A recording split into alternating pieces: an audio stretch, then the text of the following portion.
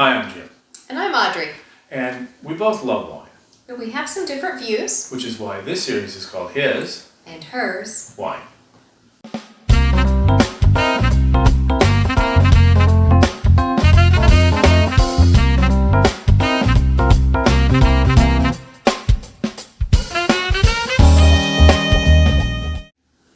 Alright, so today, what's our topic today? We are talking tannins today. Tannins, that means red wine. Yes. Red wine's all about tannins. A lot of people are a little put off by that sometimes, I know. Or intimidated a little bit A little by bit the whole. intimidated. I think what helps is there's some wine vocabulary that I think is very descriptive and would help somebody understand what we mean by tannins and tannic structure. Just some things to recognize, and I think you'll figure out where you fit in this. So tannin is a bitter component. So flavor-wise, it's going to hit your mouth as a bitterness. If you had a tea bag and put that on your tongue, that's what you're feeling is tannins, and you'll feel it right away. In the descriptive words, they come across as a couple of things. They'll come across as a mouth feel, how that actually feels in your mouth, and the other one is more of a texture. Okay? So what are some, we start on, say, the light end, not very tannic, and go up to what I would call suck your face dry. Which I haven't seen in the description yet, but I haven't seen that on the bottle. I keep looking. Okay, so on the lighter wine side, so we're talking lighter tannins. The mouthfeel would be more silky. So you would see the word silky used a lot. Think of the fabric, how it glides. It would be gliding over your palate. So that's what that might be. Okay. The texture could be powdery. It's like a very fine. So again, we're talking texture. This is fine. It's powdery. If it is more rounded, it's like a softer curved edge. Rounded, it can be that it's balanced. It's not standing out. It's just a very balanced tannin. It's integrated within the wine. So what's a good example of a wine that might be described as silky or rounded or supple? Well, the wines that have very low tannin could be a Pinot Noir as an example, because Pinot Noir is just naturally has less tannin to it. Okay. Well then, so where do we go from there? So if you want to talk about a medium, instead of being silky on our fabric thing, you could talk about velvet. Velvet is still very soft, but it has more weight to it. Mm-hmm. So it kind of goes up from that level. In the center part, you would probably say it might be plush. Okay, so just another level up. Plush is more rich, so you've moved up from that lighter level. Now you have a richness and you have a more weighted wine. On the texture type, instead of being powdery, chalky. Chalky, okay. Chalky is a good example. You know, in words that are along that line, but you can hear how you're saying, oh, I see, that is different from powdery and from chalky. If you want to get into the heavier wines, there are some wines that are naturally high in tannic. I love them. Mm-hmm. You have Cabernet Sauvignon, Tannin, Nebbiolo. That's a good one. Petit Verdot. Almost suck your face dry, right? Petit Verdot. Petit Verdot. Syrah is one of those as well. So if you're talking about those heaviers, the descriptors would probably be more like chewy. So you're no longer silky and you're no longer velvety. Chewy. So this is like an actual hitting your mouth feel as that it's making you in that chewness. It could be assertive. Mm-hmm. Assertive is more like a masculine strength. You're talking about the muscles and the strength of it. So it could be assertive. Mm-hmm. And the other one would be grippy. Mm-hmm. Grippy is that texture kind of thing that might really be related to that. Feeling like it's sticking to the inside of your mouth. It's I always kind of said that pulling the dryness out, like you say, suck your face. But I've always said too that the upper lip is kind of sticks to your teeth a bit. Yep. Good example. Mm-hmm. So we talked about some wines that are on the silky end. We talked about some wines that are on the heavy end. In the middle, naturally, what you get are things that are blended, right? A lot of blended wines like Bordeaux's, Burgundies, and some others that have a blend of different wines, red table wines, tend to be in that middle. They take a silky wine and they take a heavy wine, they blend them together. But are there any wines that are naturally in that middle area? Naturally in the middle area, I think the blends is a good example of that. Mm-hmm. But I don't have anything naturally in the middle of that. It's maybe a Malbec or something that might be. It could be. Yeah. But I do think it's winemaker skill here because that's what they're bringing out. Right. And so where does the tannin come from?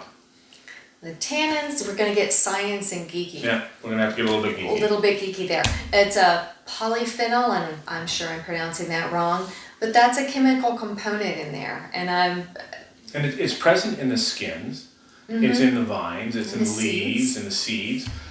We don't care about those things, but we do care about the skin because when we make white wine, we press the grapes, take the juice, and off it goes to make wine. But with red wines, we leave the juice in contact with those skins for two reasons. One, for the color, that's what gets the red color. Most red wine juice is clear without the contact with the skins. But because we get the contact with the skins, we're also getting those bitter phenols. We're getting the tannins into that wine as well. And what effect does that tannin have on the wine? that is protecting it as it ages. That's what is happening there. And so you have wines that have been aged and you've been told to age them all the time, and that usually those are your heavy tannic wines, heavy Bordeaux, not the lighter ones, something that's heavy. Right, and traditionally, those wines, you would get them, they would be way too bitter to drink right away. So you would age them typically 5 to 10 years. Yes. All right. Do you still need to age red wines today? It is lessened. Some of them certainly, if it's a really nice wine, I just want to age it because I know it's going to taste better after having gone through that. The tannins are going to change, but not everything. And we'll talk about that a little bit, but not everything. A lot of wines are being made to drink as they're released. They might hold them longer and release them later because the consumer pressure on the winemakers is to have them ready to drink when they hit the shelf. So they have pulled back. Sure, because winemakers know that very few of us have a wine cellar dug into the limestone rock underneath our house. We should get that our next That's one. right, exactly. You know, That'd be great. But most of us don't have that, Yeah. and so we don't really store wines. When we go out to the wine shop or even the grocery store, wherever we get our wine, we expect to come home and pop the bottle and We don't and have a enjoy lot it of right there. patience to wait for it because it's like this Christmas present, the nice, we just... So winemakers know that. So they are aging them prematurely, or aging them, I wouldn't say artificially, but doing things like with the oaks and with the other things that they're using in the process to make those wines softer and more palatable the minute that they get released. However, even those wines that are very good today, you can let them sit on the shelf and they will become, a good wine will become a spectacular wine. That's why it's hard to wait, because you know it's going to be great and it's going to be better than when you first got it. If it's not ruined. This is true. So this is important. If you're going to store wine, and it doesn't really matter so much with whites because, you know, white doesn't age. There's no tannins in there to age the wine. But if you're going to store your red wines, there's a couple things. Number one is, this is a Tannin. A Tannin is it's a lovely Tannin. I'll put it up there so you can see it. It's a very heavy tannic wine. This is a bearded, muscly, bib overall wearing wine that starts bar fights, right? This is a wine. But if you want to age this, you want to make sure that it's at least level or the cork's a little bit lower. Why? Because we don't want the cork to dry out. If the cork dries out, then oxygen can get into the bottle and ruin that wine, spoil it. Also, we don't want wild swings of temperature or humidity. We want it to be someplace that is generally stable. So if you leave it in your garage and it's freezing in the winter and steaming hot in the summer, you're probably going to spoil that wine. You could do some damage. But yeah, the whole, I've definitely heard them say that the wine is only as good as the bottle that it's put in, because that process of getting it corked properly, storing it well, yeah. Well, and that technology has come a long way too. You see old movies where they would taste the wine and they would sniff the cork, and that was all about seeing whether or not the cork had rotted. I can't imagine a restaurant today serving a wine with a rotted cork today. That would be unheard of, and it just doesn't happen that much. But if you're storing your wines and you're storing it bad, so the wine shop or the store or the restaurant is storing their wines properly. They do have a wine Right. cellar. But if you're going to keep it, don't just throw it in the garage, upright, stand in the corner. Find some place in your house that's going to be fairly stable. It's going to have stable humidity, and You want to should be take fine. out the risk as much as you can. Because there's Absolutely. always some risk in keeping something, but yes, try to remove those risks. And what you're going to get is that old ball glove, soft leather, kind of rich, Yes. just enjoyable, wonderful flavors to that wine in a few years. Yes, All right, perfect. we've beaten that horse to death. Are you sure? I think so. I think so. As much as we want to. Okay. All right. So, what are we drinking tonight? Yeah, I'm looking a little bit orange. I thought you were going to have an orange wine. I am not. I am drinking a Syrah. Oh, I should show the bottle of this Yes, you one. should. This is one that I love. Okay, so this is a Syrah from the St. Joseph region, and I say it's St. Joseph. I know, he's over here with his French I can't say that. But anyway, this is in France. It's out of the Rhone area. So you think about a county and then a town within that. St. Joseph is the sub-region in the Rhones. So this is a Syrah from St. Joseph, and it's one of my favorites. I, on the other hand, you can see I'm wearing a sweater today. It's first really properly chilly day, not cold, but chilly day. It's rainy, it's damp, it's kind of gloomy out there.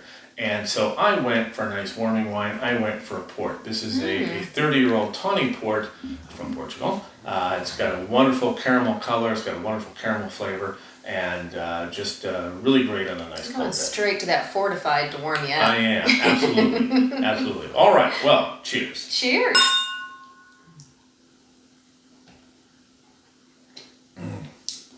That is nice. All right. All right. Remember, it doesn't matter what your view, just enjoy.